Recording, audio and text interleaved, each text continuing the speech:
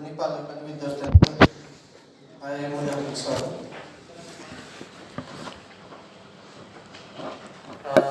कोविडचा काळ आहे, सगळ्यांना माहीत आहे. त्याच्यामुळे आपण प्रत्येक डिस्ट्रिक्टनुसार, कारण संख्येची मर्यादा आहे, आपण प्रत्येक डिस्ट्रिक्टनुसार मीटिंग घेतो. थोडासा आनंद वाटतो. आज जरा खूप जवळचा जिल्हा वाटतो आणि आमच्या घरातले लोक दिसतात. तुम्ही सगळे बीड जिल्ह्यावरून आले आहेत. अतिशय कष्टकरी, मेहनती आणि प्रामाणिक लोकांचा जिल्हा अशी ख्याती महाराष्ट्रामध्ये आहे.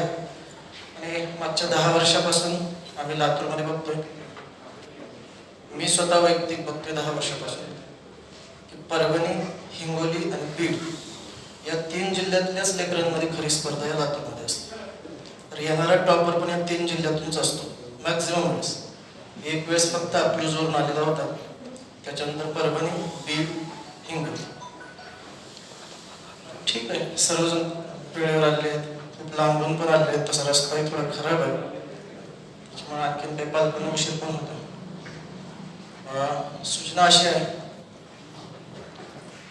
आपल्याला सगळ्यांना ही एक प्रकारची म्हणजे आपली इथं आता चिंतनच होणार आहे. कारण IIBचे सर्व एक्सपर्ट्स आणि तुम्ही पालक आणि विद्यार्थी या ठिकाणी आहेत. आणि त्याही लेकरांचं मी कौतुक करतो ज्यांनी 10वी पर्यंत अति प्रामाणिकपणे अभ्यास केला आणि आपल्या बुद्धीचा कस लावून पेपर सोडवला आणि प्रामाणिक मार्ग आले. अशा लेकरांचं मी कौतुक करतो. ते ग्रामीण भागातले असतील किंवा शहरी भागातले असतील.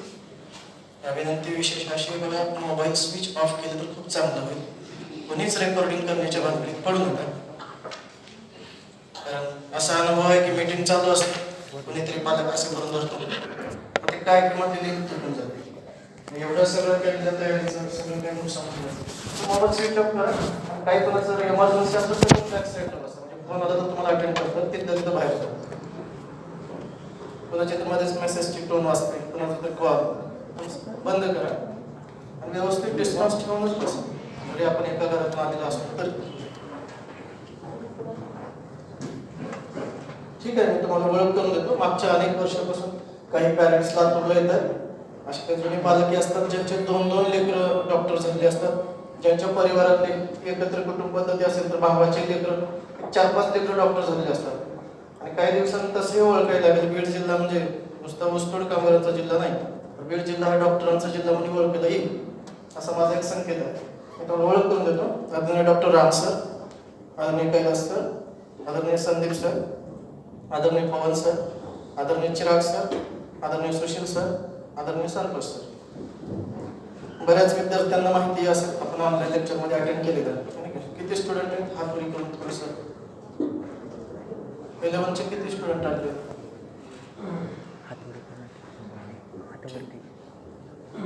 असे किती पॅरेंट्स आहेत ज्यांचे लेकर यापूर्वी IIBला होते? यापूर्वी IIBला होते लेकर त्यांचे, म्हणजे IIB 11वी 12वी रिपीटर होऊन इथून गेले अशांची गेले. ठीक, म्हणजे बरेचसे पालक आमच्या अतिपरिचयाचे आहेत, त्यांचं मी स्वागत करतो. आणि मूळ आजच्या विषयाचं प्रास्ताविक आदरणीय चिराग सरांना विनंती करून त्यांनी या ठिकाणी करावं. नमस्कार. इतने दूर से सभी पेरेंट्स हमारे कॉल पे आए हैं, इसलिए आप सभी का शुक्रगुजार है हम. लेकिन आज का जो पेरेंट्स मीटिंग है वो बच्चों के लिए भी कुछ पॉइंट्स होंगे जो चिंतन करने लायक है, और पेरेंट्स के लिए भी कुछ पॉइंट होंगे वो चिंतन करने लायक है. IIB का रिजल्ट्स और इस परंपरा को अपन आगे कैसे कायम रख सकते हैं, इस बात को एक्चुअली हम तय करने के लिए एक्चुअली आज का पेरेंट्स मीटिंग रखा गया है. बच्चों ने अब तक का सफर कैसे तय किया गया है और आगे कैसे करना है, आगे उनको पढ़ाई कैसे करनी है, और अब तक जो उन्होंने पढ़ाई किया है वो सही प्रमाण में की कि नहीं है, इसलिए बेसिकली आज की पेरेंट्स मीटिंग रखी गई है. ये 6 महीने से बच्चों ने कितनी जागरूकता रखी है, पेरेंट्स ने कितनी जागरूकता रखी है, इस विषय पे अपन इस पूरी मीटिंग में चिंतन करने वाले हैं. अलग अलग टीचर्स अलग अलग विषय पे बोलेंगे, लेकिन वो विषय बच्चे के लिए भी उतना ही आवश्यक है, उतना पेरेंट्स के लिए आवश्यक है. तो सभी हर एक टीचर्स जो पॉइंट बोल रहे हैं उस बात पे ध्यान रखते हुए एक्चुअली इस मीटिंग को अच्छे से अपन कंप्लीट करें. आप सभी से एक ही निवेदन है कि मोबाइल वगैरह के चक्कर में ना पड़े. यदि आपके पास कोई नोटबुक है, आप कुछ लिखना चाहे तो आप लिख सकते हैं, ठीक है. अदरवाइज बेसिकली कोई भी मोबाइल रिकॉर्डिंग या कुछ भी ना रहे, ठीक है. मैं एक एक करके टीम IIB के मेंबर्स को रिक्वेस्ट करता हूं कि वो बच्चों को जो इतने दूर से आए हैं उनको प्रॉपर्ली गाइड करें, ताकि बेसिकली वो यहाँ से जो लेके जाए उससे आने वाले 1.5 साल में उनके रिजल्ट्स को हम कैसे बढ़ा सके उसके ऊपर अपन काम कर सके। धन्यवाद।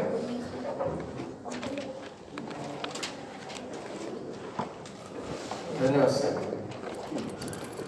आपल्या आयुर्वेद 21 वर्षाची झाली, नागपूरची 4, नांदेडमध्ये 21 वर्षापासून, लातूरमध्ये 4 वर्ष झाली। रिझल्टची शेअरिंग सेम। त्याच्या संदर्भाने तुम्हाला डॉक्टर कैलास सर प्रत्येकाला आपण टॉपिक देतोय, त्या टॉपिकनुसार बोलतील। बघा, ज्याने नोटबुक आणले पेन आणले काही गडबड करू नका, मन भरून डोळे उघडे ठेवून कान उघडे ठेवून ऐका। बाहेर गेल्यानंतर किंवा घरी गेल्यानंतर प्रत्येक टीचरनं काय काय बोलतो त्याचे पॉईंट नोट करून आत्मचिंतन करून लिहून काढा। आणि स्टुडंटनं काढलं तर खूप चांगलं होईल। लिहून काढायचं, आपल्या अभ्यासाच्या रूममध्ये लावायचं आणि दररोज सकाळी उठून एकदा वाचायचं आणि परत अभ्यासाला लावायचं। हा एनर्जी बूस्ट होईल। आदरणीय डॉक्टर कैलास सर अबाउट रिझल्टवरती बोलतो। सर्वप्रथम सर्व आदरणीय पालक आणि आमचे विद्यार्थी मित्र सर्वांना माझा नमस्कार। तसंच मी तुमचं अभिनंदन करू इच्छितो, तुम्ही खरंच एक जागरूक पालक आहात। आमच्या अगदी एका SMS-वर एका कॉलवर तुम्ही इथे आलाय। IIB हे नाव तुम्ही ऐकलंय। IIB गेली कित्येक वर्ष म्हणजे 15 ते 20 वर्ष महाराष्ट्रात शैक्षणिक क्षेत्रात काम करत आहे। IIBने महाराष्ट्रात हजारो डॉक्टर्स घडवलेले आहेत। IIBच्या निकालासाठी मला सांगितलं गेले की IIBचा निकाल मुलांना सांगावा। आता या मुलाला वाटेल काय गरज आहे, मला मागे झाला असेल निकाल, काय गरज आहे? तर मित्रांनो, हे लक्षात ठेवा की आपण गाडी चालवताना नेहमी पुढे नाही पाहावं, कधीतरी आरशात मागे पण पाहावं लागतं की आपल्याला पुढे कोणत्या स्पीडने जायचं आहे। मागे याच्यासाठी पाहायचंय, हा आरसा आहे की आपल्याला इथून पुढे कुठला पल्ला गाठायचा आहे। आज जर तुम्ही गुगलवर सर्च केलं best institute for NEET coaching, तुम्हाला गुगल सांगेल की IIB is the best institute for NEET coaching. Google का सांगतंय तुम्हाला, तर लक्षात घ्या, त्याच पद्धतीचा निकाल IIBने महाराष्ट्रात दिलाय। मी सांगतो हजारो डॉक्टर्स आहेत, मागच्या 15 ते 20 वर्षात घडलेले डॉक्टर जर तुम्ही पाहिले तर 20 ते 40% डॉक्टर्स तुम्हाला IIBians पाहायला मिळतील। हे विद्यार्थ्यांसाठी सांगतोय कारण त्यांना माहिती असलं पाहिजे आपण कुठल्या इन्स्टिट्यूट मध्ये शिकतोय। आजही मेडिकल कॉलेजमध्ये दर 5 मागे 2 विद्यार्थी हे IIBians आहेत। ही संख्या इथेच ठेवायची नाही, आपल्याला ही संख्या आणखीन पुढे घेऊन जायची। पूर्ण भारतभरामध्ये 2018 साली IIBने लक्ष वेधून घेतलं। आमचा एक गुणी विद्यार्थी नाव Krishna Agarwal, all India rank 7th मिळवला त्याने, भारतभरामध्ये 7वा रँक मिळवला त्याने नीट मध्ये। मग आता ही मुलांना का सांगतोय मी कृष्णा अग्रवाल, काय गरज आहे त्याला? आज मी कृष्णाचं नाव घेतोय, उद्या तुमच्या मुलाचं नाव घ्यावं, उद्या तुमच्या मुलीचं नाव घ्यावं।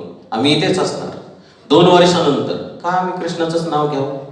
7वाच रँक पाहिजे का आपल्याला दरवेळेला? 6वा नकोय, 5वा नकोय, पहिला नकोय? महाराष्ट्रातूनही कोणीतरी यावं नीट मधून पहिला, आम्हाला तो रँक द्यायचा आहे, आपल्याला हा रिझल्ट पुढे घेऊन जायचा आहे। त्याच 2018 साली IIBतून 853 विद्यार्थी MBBS प्रवेशासाठी पात्र झाले। अगदी पुढच्याच वर्षी 2019 या वर्षी 1215 विद्यार्थी आपले MBBS प्रवेशासाठी पात्र झाले, MBBS शिकत आहेत ते। आणि त्याच्यानंतरची नीट झाली 2020। या 2000 नीटच्या निकालातून पहिल्याच यादीमध्ये 1500 विद्यार्थी सिलेक्ट झाले IIBians। आता हे मी जस्ट 3 वर्षाचा प्रवास सांगितला तुम्हाला, 853, 1215, 1500। डेफिनेटली हा आकडा कमी होणार नाही, अजून दुसरी यादी यायची, तिसरी यादी यायची, हा आकडा वाढणार आहे। मग पुढच्या वर्षी डेफिनेटली पुढच्या वर्षी आमचा टार्गेट आहे 2000। मग आता 2000 आकडा फक्त आम्ही शिक्षक मिळून काढणार आहेत का? नाही, तर आपल्याला जे यश मिळवायचं आहे त्याच्यासाठी आपल्याला एक ट्रायंगल लागेल। तो ट्रायंगल आज कंप्लीट झालेला दिसतोय आम्हाला, म्हणजे विद्यार्थ्यांनी आम्हाला पाहिलं असेल मोबाईलवर, पण तुम्ही पाहिलं असेल पालकांनी आम्हाला मोबाईलवर, पण विद्यार्थ्यांना आणि पालकांना आम्ही पहिल्यांदा पाहतोय प्रत्यक्षात। म्हणजे आज कुठे तो ट्रायंगल कंप्लीट झाला। यशासाठी जे आपल्याला लागणार आहे, विद्यार्थी, पालक आणि शिक्षक, सगळं काही ठीकठाक चालू आहे। ठीकठाक चालू आहे म्हणजे मुलं अभ्यास करतायत, त्यांचे मार्क येत आहेत, पालक मार्क पाहत नाही, विद्यार्थी मार्क सांगतोय एवढे आले तेवढे आले, ठीकठाक आहेत, पालकांनाही त्याच्यावर समाधान आहे। पण तुम्हाला कॉम्पिटिशन माहित नाही काय चाललंय। हे मी जे सांगितलं हे आयडियल सुद्धा आहे, हे तुमचं कॉम्पिटिशन सुद्धा आहे मित्रांनो। या वर्षी याच्या अगोदर एक IIBने टॉपर दिला होता भारतामध्ये, हनुमंत गंगाधर बिरकुटे। बघा, मी पुन्हा पुन्हा नाव घेतोय, त्या विद्यार्थ्याचा गौरव आहे आणि हा त्याचा अधिकार आहे। कारण त्याने तो मिळवलाय. तुम्ही तसंच करायला पाहिजे. म्हणजे मी पुढचे 4 वर्ष तुमचं नाव घ्यायला पाहिजे, असं काहीतरी तुम्ही कर्तृत्व करायला पाहिजे विद्यार्थ्यांनी. हे तुमचे आयडियल्स आहेत मित्रांनो. हनुमंत गंगाधर बिरकुटे या विद्यार्थ्यांनी एक गोल सेट केलं. तो भारतात टॉपर होता. 360 पैकी 350 मार्क मिळवले होते त्यांनी बायोलॉजीमध्ये. आणि याच वर्षी 360 पैकी 355 मार्क घेणारे 6 विद्यार्थी IIB ने दिले, पैकी 4 लातूरचे. पुढच्या वर्षी 355 पाहिजे का? घ्या ना, तुम्ही घ्या 360. आम्हाला अभिमान राहील त्याचा. 360चा एकच पाहिजे का? 2 असावे, 4 असावे, 10 असावे. आमची भूक मोठी आहे त्या बाबतीत. आपल्याला डेफिनेटली हा निकाल वाढवायचा आहे. पण तुम्हाला हे निकाल म्हणजे कॉम्पिटिशन सुद्धा आहे. सांगतोय, जी पहिली यादी लागली, या पहिली यादीमध्ये ॲडमिशन्स जवळपास 582 या मार्कावर पहिली यादी क्लोज झालेली आहे. आता ही मीटिंग कशासाठी आहे? सगळं काही ठीकठाक चाललंय. तुम्ही घरी आहात, पालकाला वाटतं आपण क्लास लावून दिला, मुलं मोबाईलवर पाहतात, मुलगा परीक्षा देतोय, कधी बुडवतोय, काहीतरी मार्क येत आहेत. पण ही कॉम्पिटिशन आहे आणि या कॉम्पिटिशन मध्ये आपण कुठे आहोत? तर ह्याच्यासाठी आपल्याला जागा व्हायला पाहिजे. आणि ही मीटिंग तुम्हाला खडबडून जागा करण्यासाठी. मी सांगतो 582 ला पहिला कटअप आहे. काय होतं, मुलं दरवेळेला मागच्या कटअपचा विचार करून तयारी करतात. आता याच्या अगोदर मागच्या वर्षी 540 एक 545 म्हणूयात आपण ॲव्हरेज, तिथपर्यंत मुलं लागली. मग यावर्षी नीट देणारी मुलं काय करायची? रविवारी परीक्षा झाली, त्याला 540 मार्क आले, त्याला वाटायचं आपण रेंजमध्ये. 550 आले, तो वडिलांना सांगायचा मागच्या वर्षी 545 ला लागलेला मुलगा, मला या रविवारी 550 आहे, आपला लागतं MBBS ला नंबर. काय झालं? कटअप जाऊन बसला 582. मग आता तुम्ही काय करणार? हे मुलं तेच करणार. 580 लागला पप्पा, आपल्याला आले 585 आणि टेस्ट आहे 2 टॉपिकवर, ते सांगणार पप्पाला आपल्याला लागते. आणि थोडीशी पिढी अशी आहे, जनरेशन गॅप आहे बघा. पालकांची पिढी अशी आहे की ज्यांच्या काळात त्यांनी 60% जरी पाहिले त्यावेळेला फर्स्ट क्लास होतं. ते फर्स्ट क्लास 75% म्हणजे डिस्टिंक्शन आणि 80% म्हणजे तालुक्यातून जिल्ह्यातून पहिला असायचा. त्यांना आता मुलाचे मार्क पाहिले तर वाटतं 80% 90% आपला मुलगा हुशार आहे, लागणार. पण हे कॉम्पिटिशन मोठं आहे, म्हणून तुम्हाला खडबडून जागा करण्यासाठी ही मीटिंग आहे. तुम्हाला वेगवेगळ्या विषय चाललंय, मुलगा अभ्यास करतोय, त्याचं काहीच नियोजन नाही, कधी करतोय कधी नाही, कधी केला कधी नाही. मार्क पडतायत, किती येत आहेत माहीत नाही, लागेल का नाही माहीत नाही. सगळं चाललेलं आहे, ठीकठाक चाललेलं आहे. पण आपल्याला जे गोल पाहिजे तिथपर्यंत आपण जाऊ की नाही माहिती नाही. म्हणून तुम्हाला खडबडून जागा करण्यासाठी ही मीटिंग आहे. आता मी तुम्हाला रिझल्ट सांगितला, मागून आपण कुठून आलोय ते सांगितलं, आणि पुढे आपल्याला कुठे जायचंय ते सांगितलं, आणि ते यश मिळवण्यासाठी आपल्याला काय काय करावं लागणार याच्यासाठी पूर्ण टीम आहे. मी तुम्हाला मार्गदर्शन करणार आहे. प्रत्येक टीचर एक्सपर्ट्स आहेत, ते त्या बाबतीत तुम्हाला बोलणार आहेत. सध्या मी तुमचा जास्त वेळ घेत नाही. थँक्यू, धन्यवाद. थोडक्यात आपण टॉपर बनवू शकतो. कृष्ण अग्रवाल ऑल इंडिया त्याचा रँक 7 होता. चूक पण अशी होती, कुठंतरी आपण स्लोगन वाचत असतो की अति घाईत संकटात नाही. कृष्ण अग्रवालचं काय झालं, 2 ठिकाणी असे गडबडीत डॉट झाले त्या आन्सर, म्हणून त्याचा फर्स्ट रँक केला आणि तो ऑल इंडिया रँक फर्स्ट राहील असतो. आपण टॉपर बनवू शकतो, मार्गदर्शनात राहिलं पाहिजे. 10वी झाल्यानंतर पहिल्यांदाच असं काहीतरी वाटायला लागतं की आम्हाला खूप काही समजायला लागतं. कुठंतरी तालुक्यातून फर्स्ट आलेला असतो, 10वीमध्ये जिल्ह्यातून फर्स्ट आलेला असतो किंवा वर्गातून फर्स्ट असतो. ती एक हवा डोक्यात गेलेली असते, ती उतरायला पाहिजे. दुसरी गोष्ट ऐकायला पाहिजे. हे 2 शब्द चांगले लक्षात ठेवा. मग ते आई वडिलांचं देखील, कोणाचेच आई वडील चुकीचं मार्गदर्शन करत नाही. फरक एवढाच आहे, जे आम्ही आज येऊन बोलतोय ते आई वडिलांनी ऑलरेडी तुम्हाला बोललेलं असं कदाचित, बरोबर. IIBच्या निकालाचं आणखीन एक गमक आहे, आत्मा आहे आपल्या IIBच्या निकालाचा, ते म्हणजे आपल्या एक्झाम्स. काही जुने पॅरेंट्स आहेत आमचे, त्यांना माहीत आहे कशाही अफवा सुटतात, चुकीचं मार्गदर्शन मिळतं. ज्यांना काहीच अनुभव नाही त्या अनुभवापेक्षा पलीकडे बोलायला लागतात. त्याच्यामुळे कदाचित आपलं लेकरू तिथं फसू शकते. काही जण म्हणतात की IIBचे टेस्ट सिरीज लावायचे फक्त शेवटचे राऊंड म्हणजे चांगले मार्क येतात, असं काहीच नाही. बघा 581चं कटअप आहे, म्हणजे आपण आजच लिहून ठेवायचं की आपल्या वेळेस 600+ मार्क पाहिजे. भीती नाही घालत, वास्तविक बोलतोय. ही वस्तुस्थिती आजची, की मागच्या या टेस्टमध्ये असंच झालं. ह्या नीटमध्ये जुन्या मुलांना असं वाटलं की 4 महिने परीक्षा पुढे ढकलली कोरोनामुळे, तर काही मुलं मध्येच मनानं GR काढायला लागले. नाही, जानेवारीमध्येच एक्झाम होणार आहे आता 2021च्या. ह्या वर्षी एक्झाम होणार नाही. काही जण म्हणले मध्ये पाऊस जास्त चालू होता, एवढा पाऊस येणार आहे, पूर परिस्थिती निर्माण होणार आहे, त्याच्यामुळे परत परीक्षा पुढे ढकलणार. असं काहीच झालेलं नाही. आणि असा विचार ज्यांनी केला ते लागले नाही, 550 पर्यंत चालून बसले. 581चा शेवटचा मुलगा या पहिल्या यादीमधला, म्हणजे 581च्या पुढचे मुलं MBBS ला लागले, खालचे नाही.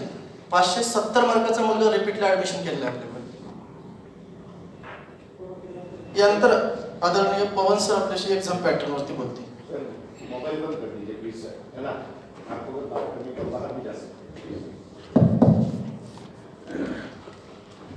नमस्कार. सर्व रिस्पेक्टेड पालक वर्गांचं IIB परिवारातर्फे मी हार्दिक स्वागत करतो आणि सर्व भावी डॉक्टरांचं सुद्धा स्वागत करतो, कारण ते पहिल्यांदाच IIB मध्ये आलेले आहेत. तर एक रिक्वेस्ट, आता सरांनी सांगितल्याप्रमाणे इतक्या लांबून तुम्ही आलात, ह्या कोविडच्या वातावरणामध्ये तुम्ही इथं आलात, एक जागरूक पालक आहात तुम्ही, तर कृपया फोन तुमचे स्विच ऑफ केलेले कधी चांगले. आणि म्हणजे कारण हे तुमच्या भविष्यासाठी आहे, भविष्यात म्हणजे तुमच्या मुलाच्या भविष्याचं आपण बोलत आहोत. एवढं महत्वाच्या गोष्टी सगळे टीचर इथं सांगणार आहेत तुम्हाला, तर बाकीच्या गोष्टी नंतरही करता येतात, एवढं काही खूप मोठं नुकसान होणार नाही. तर तुमचे मोबाईल कृपया करून स्विच ऑफ करून द्या पहिले. नंतर जसं की आंबोरे सरांनी सांगितलं की यशासाठी हे जे ट्रायंगल आहे, एकीकडे पालक आहेत, एकीकडे स्टुडंट आहेत आणि एकीकडे शिक्षक आहेत. तर हे जे ट्रायंगल कंप्लीट होण्यासाठी किंवा हे यश मिळवण्यासाठी एक अतिशय महत्वाचा जो फॅक्टर आहे तो एक्झाम पॅटर्न किंवा एक्झाम जो फॅक्टर आहे आपल्या क्लासचा, तर त्या एक्झाम फॅक्टरवर मी बोलणार आहे थोडंसं. त्याच्यानंतर स्टुडंट्सनं काय केलं पाहिजे, पॅरेंट्सनं काय केलं पाहिजे हे सुद्धा मी सांगणार आहे.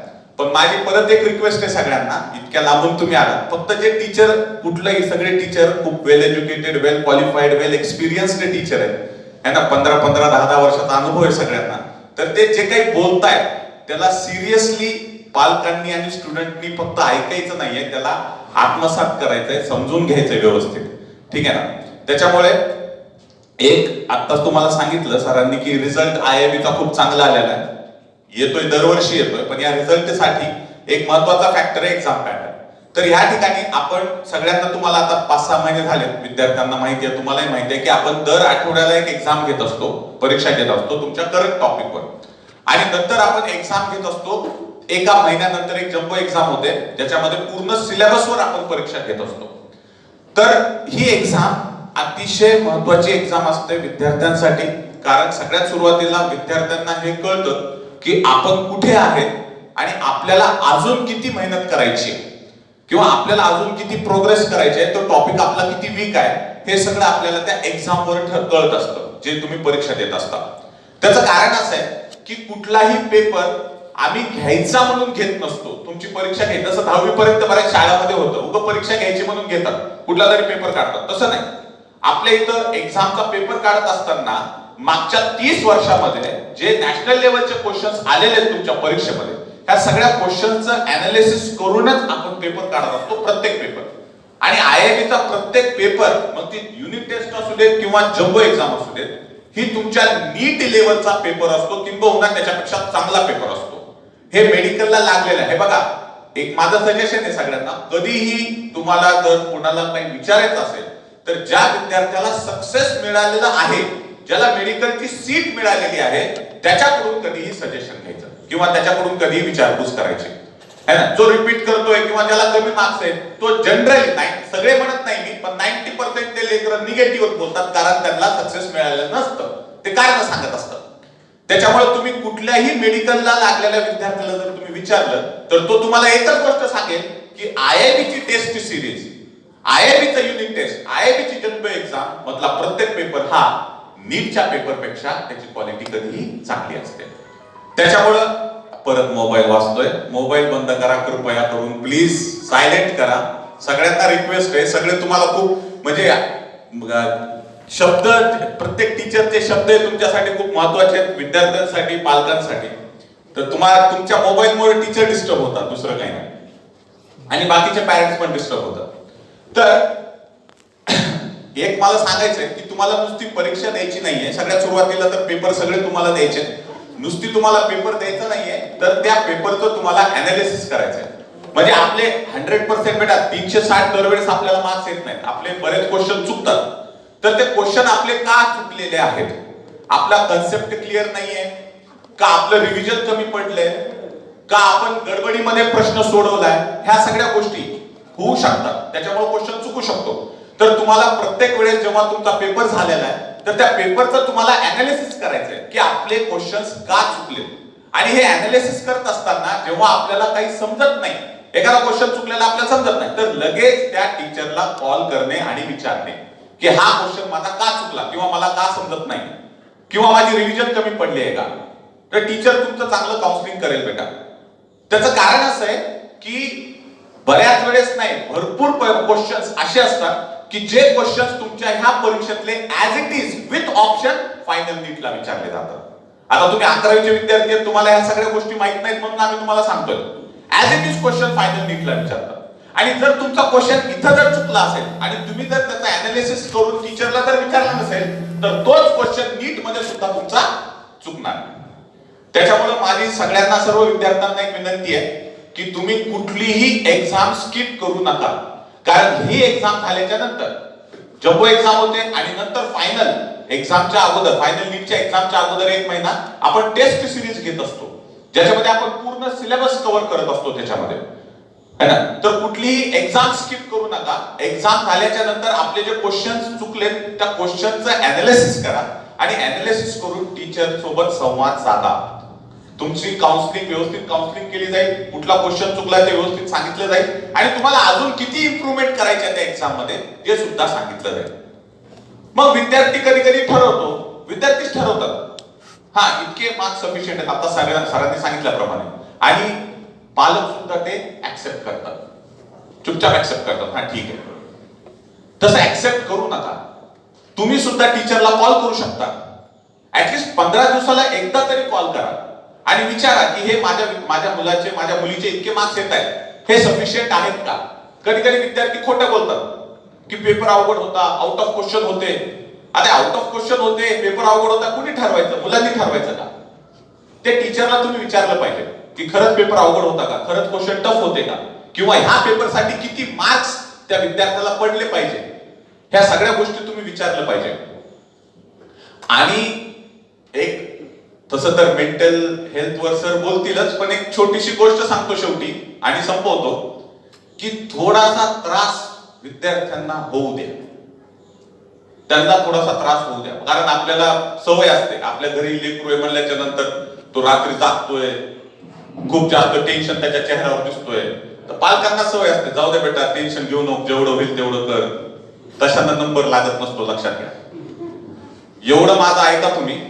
2 वर्ष त्यांना त्रास होऊ द्या, काही फरक पडत नाही. जर मेडिकलला नंबर लागायचा असेल तर त्याच्या डोळ्यात पाणी येऊ देत, काही फरक पडत नाही. वर्षभर जर तो रडला तर रिझल्टच्या दिवशी तो हसेल, एवढं लक्षात ठेवा. त्याला रिझल्टच्या दिवशी जर तुम्हाला त्याला हसायचं असेल तर वर्षभर त्याला रडावं लागेल. त्याला थोडा त्रास होऊ द्या, त्याला थोडी मेहनत घेऊ दे, आणि त्याच्यासोबत जर तुम्ही सुद्धा त्याच्यासोबत जर बसले तर ते तर खूपच छान होईल. पण तो जर मेहनत करत नसेल तर त्याला रागवा सुद्धा. मी टेन्शन घ्या असं म्हणत नाही, पण थोडासा स्ट्रेस येऊ देत अभ्यासाचा, काही फरक पडत नाही, असं माझं पर्सनल ओपिनियन आहे. ठीक आहे. तर एवढं बोलून मी संपवतो. तुम्हाला तुमच्या एक्झाम साठी, प्रत्येक युनिट टेस्ट, ग्रँड टेस्ट आणि तुमच्या नीट साठी तुम्हाला ऑल द बेस्ट. परत एकदा सांगतो बेटा, तुमची प्रत्येक युनिट टेस्ट आणि ग्रँड टेस्ट, इथली जम्बो एक्झाम ही नीटच्या एक्झाम सारखी द्या आणि कुठलीही एक्झाम स्किप करू नका. चल, थँक्यू. खरं तर लेकरांची कमी आणि आई वडिलांची परीक्षा जास्त असते या 2 वर्षात. आई वडिलांनी अंगभर डोळे आणि अंगभर कान ठेवावं लागतं. काही काही पालक असे करतात, 11वीला ऍडमिशनला पैसे दिले, 12वीला तर पैसे लेकराच्याच हातात देतात. लेकरू बरोबर यूज करतो इकडं पैसे. आणि ग्रुपलिझम पण होतं आपल्या जिल्ह्यानुसार, गावानुसार. पोरांचे इथे ग्रुप तयार होतात आणि एका गाडीवर 3-3 फिरतात बरेच. मग ते असं काही पालकांनी लक्ष दिलं पाहिजे. बीड जिल्ह्यामधले काही डॉक्टर आहेत, MD आहेत, MS आहेत, अर्थसर्जन आहेत. हे लोक वर्ष 2 वर्ष लातूरमध्ये राहिले आणि स्वतःचं लेकरू डॉक्टर करून घेऊन गेले. मला क्लासरूमचं स्ट्रक्चर सांगतो. नवीन मुलं ही अशीच क्लासरूम आहे आपली, ही IIB ची क्लासरूम. या साईडला इकडं बॉईज बसतात, तिकडे गर्ल्स बसतात. बॉईज साईडला सगळे जेंट्स कर्मचारी, तिकडे सगळे लेडीज. आणि बरेच पालकांना असं वाटतं की मग एवढी मोठी क्लासरूम असते का, एवढ्या मुलांना कसं लक्ष दिलं जातं, तर रिझल्टच बरं काय आमचं सांगून जाईल सगळंच. पण आम्ही लक्ष देण्याची काही गरज नाही. समजा मध्ये सगळ्या ठिकाणी मावशी मामा थांबलेले असतात, सर शिकवतात आणि तसं मुलं हुशार झालेली असतात गाव सोडल्यापासून. त्याच्यामुळे इथं काही गोंधळ करण्याचा प्रश्नच नाही. आणि घरी काही होत असेल तर आमचा एक तिसरा डोळा आहे इथं लावलेला. 360 डिग्रीमध्ये हा कॅमेरा फिरतो आणि एकदम सिस्टमॅटिक दिसतं की शेवटचं पोरग सर सांगत असताना लिहितंय का कोणाशी बोलतंय का मोबाईल काढून मध्येच एखादा गेम खेळतंय, हे सगळं दिसतं सिस्टमॅटिक. त्याला आम्ही अतिशय इज्जतीनं बाहेर काढतो आणि सन्मानाने तिकडे घराकडे पाठवतो. बॅड एलिमेंट्समध्ये बसू देत नाही आम्ही, त्याच्यामुळे काळजी नसावी. आणि दुसरी गोष्ट, जे सर सांगतायत ते अतिशय महत्त्वाचे विषय आहेत, त्याचं चिंतन झालं पाहिजे. काय जण इथं मस्त ते सरांनी म्हणल्याप्रमाणे घरामध्ये आई वडिलांची कसरत महत्त्वाची असते. एकतर काय असतं, वडील रागीट असतात, आई त्याला लाडानं बिघडवते, किंवा आई रागीट असते तर वडील त्याला रागानं बिघडवतात. आता मला माहित नाही की एकमेकाच्या पुढे त्यांना काय साक्ष द्यायचं असतं. त्याच्यामुळे तिसरा एक अंपायर आपण ठेवायचा की एखाद्या गुरुजीचं मार्गदर्शन सतत आपल्या परिवारात असलं पाहिजे, म्हणजे जेणेकरून हे सक्सेस मिळेल. आपण त्याच्यामध्ये डोकं चालवायचं नाही. आणि मुलं लहान समजायचे नाही. मुलं खूप हुशार आहेत, तुमच्यापेक्षा 2 पट हुशार आहेत, इतके शातीर आहेत की तुम्हाला त्यांच्या चोऱ्या पकडायला 1-2 वर्षाचा कोर्स करून यावं लागेल पाहिजे. आता काही लेकरं बघताय तुम्ही बघा, काही पालक आम्हाला फोन करून सांगतात, सर लॅपटॉप म्हणलं लॅपटॉप घेऊन दिला, टॅब म्हणलं टॅब घेऊन दिलं, पण काय करते की सर जवळ गेलं का लगेच असं पोट फिरते त्याच्या. विज्ञान शाप की वरदान दोन्ही पण आहे. त्याचा वापर फक्त माणसाला डोकं लावून करायचा. त्याच्यामध्ये हे व्हॉट्सअप, फेसबुक, इंस्टाग्राम, ते काय टेलिग्राम, हे सगळं अतिशय रितसरपणे पेरलेले अणुबॉम्ब आहेत. टाइम बॉम्ब म्हणायचं, टाइम बॉम्ब. 2 वर्षानंतर ते बरोबर वाचतात, एकदम रिझल्ट फेल. तेव्हा ते वापरायचंच नाही. आपल्या मोबाईलमध्ये टॅबमध्ये त्या गोष्टी ठेवायच्या असतात, त्या डिलीट करायच्या 2 वर्षासाठी, किंवा ऑनलाईन शिक्षण पद्धती जोपर्यंत तोपर्यंत. दुसरी गोष्ट, सिम कार्डच नवीन ठेवायचं ना. असं एकेकाचे नंबर असतात सिम कार्ड, अख्ख्या वर्गातल्या मित्रमैत्रिणींना नंबर असतात ते. आणि लेक्चर 1 तासाचं त्यात 10 वेळेस कॉल येतो मित्रांचा, सारखं कट करणार असतं. मला सांग, कॉन्सन्ट्रेशन लूज होतं. स्वतःला डिसिप्लिन लावून घ्यायचं, स्वतःला त्याग करायचा, मग चांगल्या गोष्टी पुढे येतात. तर जीवनामध्ये दररोज दिवाळी आणायची असेल तर चांगल्या गोष्टी करायच्या आजपासून, ठीक आहे. यानंतर आता बघा, ह्या सुट्ट्यामध्ये बऱ्याच जणांचं मेंटल हेल्थ वगैरे डिस्टर्ब झालेलं असू शकतं. पोरांना वाटतं क्लास कधी चालू होईल, आई वडिलांना वाटतं क्लास कधी चालू होतील ऑफलाईनला, पण परिस्थिती थोडी गंभीरच आहे. त्याच्यामुळे ते होण्याचे संकेत तर एवढ्या लवकर नाही. यानंतर आदरणीय डॉक्टर राम सर पेशाने डॉक्टर आहेत, अनुभव प्रचंड आहे. महाराष्ट्रातल्या नामांकित कॉलेजमध्ये त्यांचं शिक्षण झालेलं आहे. त्यामुळे त्या विषयावरती त्यांचा हातखंड असल्यामुळे आपण त्यांना टॉपिक दिलेला आहे मेंटल हेल्थ, यावरती ते तुमचे संवाद साधतील. नमस्कार विद्यार्थी मित्र आणि पालकांना. खरं पाहिलं तर आज तुम्ही एवढ्या दुरून फक्त आपल्या पाल्याचं महत्त्वाचं वर्ष आहे ज्यासाठी आला, याच्यामुळे तुम्हाला सर्वांचं पुन्हा एकदा अभिनंदन. IIBचं जे यशाचा आलेख आहे याच्यामध्ये थोडा का होईना खारीचा वाटा हा नक्कीच. आम्ही जो उपक्रम राबवत असतो की आम्ही या ठिकाणी विद्यार्थ्यांसाठी काउन्सिलिंग पण ठेवत असतो की ज्या वेळेस विद्यार्थ्यांना अभ्यास करत असताना जशा शारीरिक समस्या असतात तशा आरोग्याच्या मानसिक समस्या सुद्धा उद्भवत असतात. तर आम्ही वेळोवेळी आमचे सगळे जे आदरणीय फॅकल्टी मेंबर्स असतील हे सगळे विद्यार्थ्यांना त्यांच्या त्यांच्या लेवलवरती मार्गदर्शन करून शक्य तेवढं पॉझिटिव्ह ठेवण्याचा प्रयत्न करत असतात. एक साधारणतः आपण बघूया की हे मेंटल हेल्थ काय आहे, कारण की अजूनही भारतीय समाजामध्ये मानसिक आरोग्याबद्दल कुणी खुलेपणानं बोलत नाही किंवा त्याच्याबद्दल कुठं मार्गदर्शन सुद्धा भेटत नाही. आणि हा खरं तर खूप एक आयुष्य बदलणारा घटक असतो. तर मानसिक आरोग्य म्हणजे काय, त्याची कारणं काय, त्याचे परिणाम काय आणि त्याच्यावरती आपल्याला काय उपाययोजना करतील याच्याबद्दल थोडीशी मी माहिती देतो. सगळ्यात पहिल्यांदा मानसिक आरोग्य काय हे सांगण्याच्या अगोदर तुम्हाला एक्झाम्पल देतो की आम्ही ज्यावेळेस वर्गात बघत असतो 100 मुलातलं एक उदाहरण तरी असं असतं की 10वीला तो शाळेमध्ये, तालुक्यामध्ये किंवा जिल्ह्यामध्ये पहिला असतो. जसा तो लातूरला शिकायला येतो, 11वी पर्यंत चांगली परिस्थिती असते, 12वीला काय होतं माहित नाही आणि 12वीचा रिझल्ट हा येत नाही. बघा, हे 12वीचा रिझल्ट आला नाही, तुमच्या सुद्धा समोर अशी काही उदाहरणं असतील, नक्की असतील. मग अचानक असं काय झालंय त्याला, बरं एका दिवसात असं काय झालं का? नाही, एका दिवसात कुठलीही गोष्ट होत नाही. त्याच्यासाठी काही पार्श्वभूमी असतात, काही त्याच्या मागच्या असणाऱ्या घटना असतात आणि हे स्लो पॉइझनिंग हळूहळू त्या विद्यार्थ्याचं करिअर